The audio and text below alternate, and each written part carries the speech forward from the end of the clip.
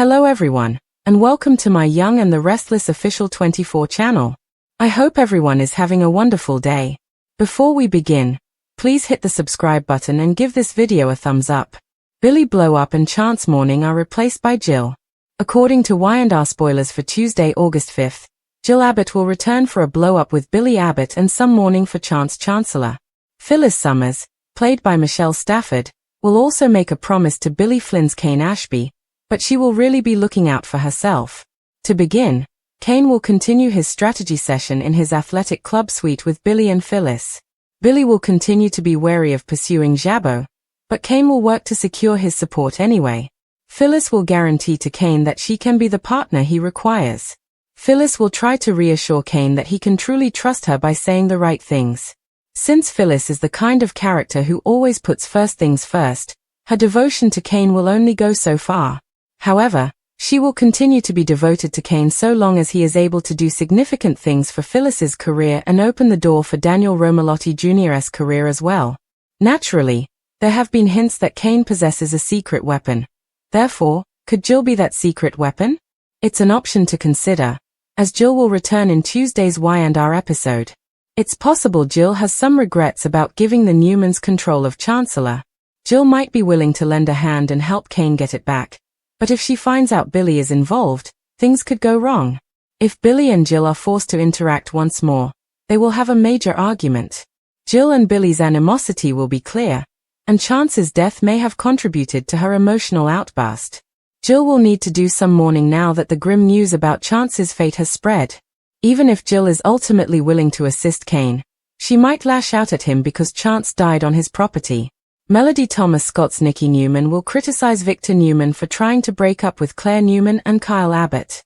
Nikki may argue that Victor has already caused more than enough heartbreak on his own, but Victor will insist that he is protecting Claire and attempting to prevent her heartbreak. It was a stormy August afternoon in Genoa City, both literally and emotionally, as Jill Abbott descended from her private jet with the weight of 1,000 emotions etched across her face. Her heels clicked with purpose against the tarmac, her heart bracing for the wreckage that awaited her. Jill had gotten the frantic call from Esther about the escalating situation between Billy and the rest of the Abbott family, but what shattered her composure was the devastating news of Chance Chancellor's unexpected death gone too soon in a tragic explosion while working on a covert mission overseas. Chance was her grandson, her flesh and blood, and no matter how complicated their history, his death cracked something deep inside her. But before she could fully grieve, there was another fire to put out Billy. Her son was spiraling again, this time faster and further than ever before. As the car drove her through the familiar streets of Genoa City, memories bombarded her. Chance as a child, grinning in the Chancellor Mansion, Billy as a reckless teenager causing chaos at every turn, and the countless times she had stood between her loved ones and destruction. Jill had always been a woman of fierce love and even fiercer resolve, but this homecoming felt different, heavier, darker. When she stepped into the Abbott mansion, it was quiet, too quiet. The kind of silence that screamed of unresolved pain. She found Billy in the den, a half-empty bottle of scotch in his hand, his tie loosened and his eyes bloodshot.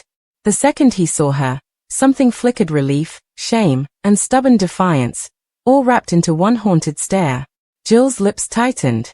"Don't say it," Billy grumbled, taking another sip. "Whatever lecture you've prepared, spare me." Jill walked slowly toward him, ignoring his protest. "You think I flew halfway across the world to give you a lecture?" she asked, her voice calm but heavy with emotion. "Billy, I'm here because everything is falling apart. Chance is gone, and you," her voice cracked. "You're about to lose yourself completely." Billy flinched at the mention of Chance. His cousin's death had hit him hard, though he hadn't admitted it to anyone. He hadn't even allowed himself to cry. Instead, he drowned himself in whiskey, rage, and bad decisions. He'd fought with Jack, sabotaged a deal at Jabbo, lashed out at Lily, and even accused Devon of exploiting Chance's death for PR through the foundation. But none of it filled the void. "Chance died a hero," Jill continued. "But you, what are you doing, Billy? Picking fights, burning bridges, isolating yourself again." He slammed the glass down on the table. "You have no idea what's going on here, Mom. Jack thinks he can control everything. Lily," he shook his head. "She doesn't even look at me the same. And you just waltz in every few months and expect everything to be normal. Jill didn't flinch. Normal? Billy, there's no such thing as normal anymore. Not with Chance dead. Not with you unraveling like this. Billy stood, pacing now, a man possessed by regret and rage. Chance shouldn't have been out there. He had a son, a family, and now he's just gone. For the first time, his voice cracked, and Jill moved closer. He died doing what he believed in. Just like Philip did. Just like Nina did everything to protect him. You think this is what he would want? You drinking yourself into oblivion and pushing away the people who love you. Billy turned away, but Jill wasn't done. And don't you dare blame others for your choices. You torched your relationship with Lily because you couldn't handle stability. You blew up at Jack because he saw through your self-sabotage. You even accused Devon of being opportunistic at Chance's memorial. What's next, Billy? Who else will you hurt to hide from your grief? The words hit like a sledgehammer. Jill rarely pulled rank as his mother, but when she did, it was impossible to ignore. There was a long pause. Then Billy sank into the couch, burying his face in his hands. I don't know what to do anymore. Jill sat beside him, softer now. Then let me help you. Let us help you. Billy, you don't have to go through this alone. He shook his head. I'm tired, Mom. Tired of being the screw-up. Of never being enough. Tears filled her eyes. You've always been enough. But you have to choose to fight for yourself. And for Chance. Don't let his death be another excuse to spiral. Let it be a reason to live better. The room hung in silence. Outside, thunder rolled through the sky. Meanwhile, across town at the Chancellor estate, Nina sat alone in the living room, staring at a photo of Chance in uniform. Her son. Her pride. Gone in a split second. The walls of the grand mansion felt colder now, quieter than ever. Abby had taken Dominic to the park to get fresh air, but Nina couldn't move. Not yet. Not while every breath felt like a betrayal. When Jill arrived, Nina didn't even look up. You're late. I came as fast as I could, Jill said softly. I was with Billy. Nina nodded. Of course. The other broken man in your life. Jill didn't rise to the jab. She sat beside Nina, her eyes on the photo. I keep thinking I'll wake up and he'll still be here. That this is just one of those dreams where everything goes wrong. But it's not, Nina whispered. He's really gone. Jill reached over, taking Nina's hand. We've lost too much already. Philip. Catherine. Now Chance. But we're still here. And we have to hold on for Dominic, for Abby, for them. I can't feel anything, Nina said. Not even the pain. It's like I've turned to stone. Jill nodded. That's how I felt when Philip died. And again when I thought I lost Billy for good. The numbness doesn't last forever. But neither does the grief. One day, you'll feel warmth again. It just takes time. They sat together, not speaking, just holding hands. Jill didn't pretend to have all the answers. She just knew she had to show up. For Nina. For Chance. For everyone left behind. The next day, a memorial was held at Chancellor Park. The community gathered Victor, Nikki, Jack, Devon, Abby, Lily, even Adam. They stood beneath grey skies, dressed in black, remembering a hero. Devon gave a stirring eulogy about courage and sacrifice. Abby read a letter Chance had written to Dominic, full of love and advice. Then it was Jill's turn. She stepped up to the podium, her voice trembling. Chance wasn't just my grandson. He was a light in this often dark world. He had the best of all of us, Philip's heart, Nina's fire, Catherine's courage. He died with honor. But he lived with even more. And now it's our turn to honor him not just with words, but with actions. We need to be better. Kinder. Braver. More united. That's what Chance would have wanted. Her words struck something deep in Billy, who stood off to the side, watching, listening, feeling. And when the ceremony ended, he approached Jill. No more scotch. No more deflection. Just rawness. I want to do something, he said. For Chance. For Dominic. For all of us. Jill nodded, tears in her eyes. Then start by being present. Stay sober. Show up for your family. That's how you begin. In the days that followed, The dust began to settle, but nothing would be the same. Jill took the reins of Chancellor Winters temporarily, giving Devon time to heal. Billy began therapy and joined a grief support group. Nina slowly emerged from her isolation, bonding more closely with Abby and Dominic. And the Chancellor Mansion, once echoing with loss, began to feel like home again. Jill had come back to Genoa City for a crisis, but she stayed for the healing. She knew the journey ahead would be long, painful, and filled with stumbles. But for the first time in a long time, there was hope. In the strength of family. In the power of showing up. In the resilience of hearts that refused to stay broken forever. As the days bled into one another, Jill found herself anchored in Genoa City, unable and unwilling to leave while the pieces of her family's lives still lay shattered around her. Despite her business obligations in London and the pressing calls from board members at Chancellor Winters, she knew in her soul that nothing mattered more than mending what had broken with Billy, with Nina, with the memory of Chance still fresh and raw. Billy's grief had taken on a strange shape. On the outside, he looked like he was getting better. He showed up to meetings, attended Dominic's playdates with Abby, and even apologized to Devon and Jack. But Jill, having raised him through too many near tragedies, could see the cracks forming beneath the surface. There were days when he wouldn't speak more than a few words. Days when he sat in Chance's old room at the Chancellor estate and just stared at the wall, sometimes until morning. One such evening, Jill found him there again. The air was thick with the scent of Chance's cologne. Abby had left his things untouched, unable to bear the idea of letting go. Billy sat on the edge of the bed, holding a framed photo of himself and Chance at the fishing lake when they were teenagers. "I can't stop thinking about what he said to me the last time we spoke," Billy murmured, not looking up. "He said he envied how I always seemed to do what I wanted, no matter the consequences. He thought I was brave." Jill leaned on the door frame. "You are brave, Billy. Just not in the ways people expect." "I'm not brave. I'm a mess. I ruined things with Lily because I was afraid of being happy. I let Jack down, again. I made everything about me, even when Chance died." His voice cracked again, a habit that was becoming heartbreakingly familiar. Jill slowly crossed the room and sat beside him. "Grief is selfish, Billy. It has to be. It consumes you from the inside, and it doesn't care who else is around. But that doesn't make you a bad person, it makes you human. The important part is what you do after." He looked at her, broken and vulnerable. "Then tell me what to do. Because I don't know anymore." She squeezed his shoulder. "You start by facing the hardest thing of all living. Getting up every day and choosing to stay, to love, to forgive yourself. You're not going to fix this overnight. But you're not alone. I'm here. And if you'll let me, I'll walk with you through this, every painful step."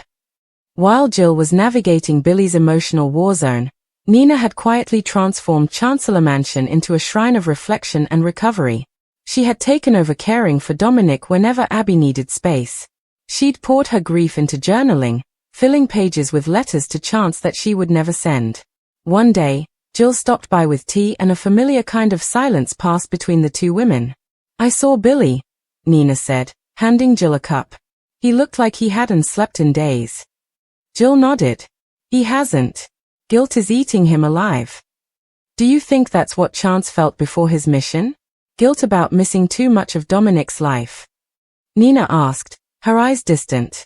"I think he felt duty, responsibility, love, just like his father did," Jill replied, swallowing a lump in her throat. "I keep thinking I should be stronger than this," Nina whispered. "I've lost people before. But this is like someone hollowed out my chest." Jill reached out and took Nina's hand again. "Then let yourself be hollow, just for a little while. Grief carves us out so something new can grow."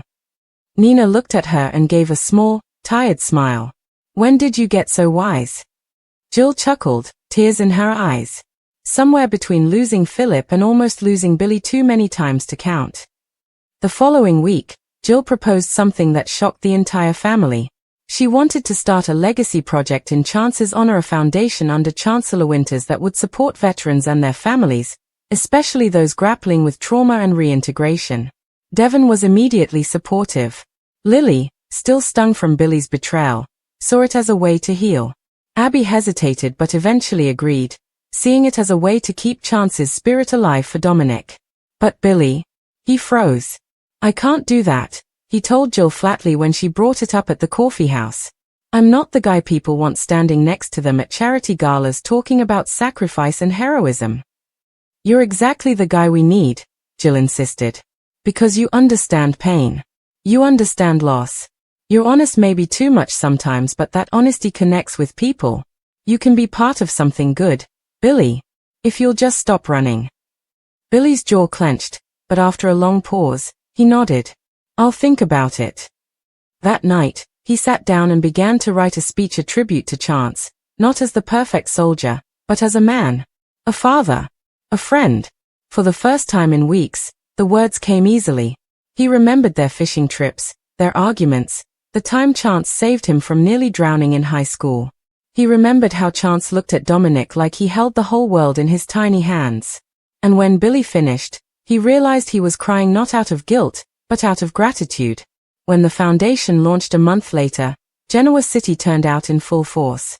The Abbott family, the Newmans, the Winters clan, and even the often detached Adam stood in the crowd.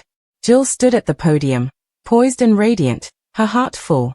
This foundation, she said, isn't just about honoring Chance. It's about choosing to build something good out of something awful. It's about legacy and healing. Then Billy took the stage. He hesitated for a moment, scanning the crowd. When his eyes met Jill's, she gave him a small nod. He took a breath and began. I used to think Chance was the strong one. That I was the reckless one, the screw-up. But I've come to realize that strength isn't just about wearing a badge or surviving a war zone. Sometimes, it's about facing yourself. And sometimes, it's about letting people help you do it. He paused, letting the words sink in. Chance helped me do that. Even after he was gone. And for that, I will always be grateful. After the event, Jill found herself walking through Chancellor Park alone, the evening air crisp around her. It had been a long journey, one of loss, of raw emotion, of painful truths and overdue healing. But she had seen something in Billy's eyes that night. A flicker of light. A willingness to fight for his future. And she knew, deep down, that maybe just maybe things were going to be okay. She pulled out her phone and scrolled to an old photo. Billy, Chance, and Dominic on the grass, smiles wide, the sun pouring down on their joy. She held the image to her chest. I miss you, my sweet boy, she whispered into the wind. But we're still standing. We're still fighting. And we'll make sure your light never fades. In the distance, the wind rustled the leaves, and for just a moment, Jill swore she could hear Chance's laughter in the breeze. It wasn't goodbye. It was a promise. A beginning. And Jill Abbott, mother, grandmother, warrior, was ready to lead her family into the light. As the warm glow of the foundation event faded into memory, Jill remained steadfast in her decision to stay in Genoa City a little longer. She wasn't quite ready to return to her corporate throne in London. The family, still healing, still fragile, needed her presence not as a CEO or a figurehead, but as a mother, grandmother, and friend. And somewhere deep down, Jill needed them just as much. The loss of Chance had awakened something within her, a reminder that time was not infinite, and neither was the opportunity to make things right. Billy had started showing genuine progress. He was attending therapy regularly and had re-established some communication with Lily. Though Lily remained cautious and guarded, their brief, tentative conversations held the possibility of something more down the line. Jill watched them carefully, choosing not to push. The last thing Billy needed was pressure. What he needed was patience, and Jill was learning to give it. One afternoon, Jill invited Lily for tea at Society. It was a calm day, and the restaurant was quiet, a perfect backdrop for the delicate conversation that followed. Billy's been different, Lily said after a sip. I can see the effort. I just don't know if it's too late. Jill smiled gently.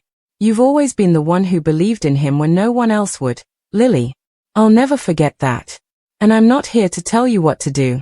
But I will say this, what he's doing now, it's real.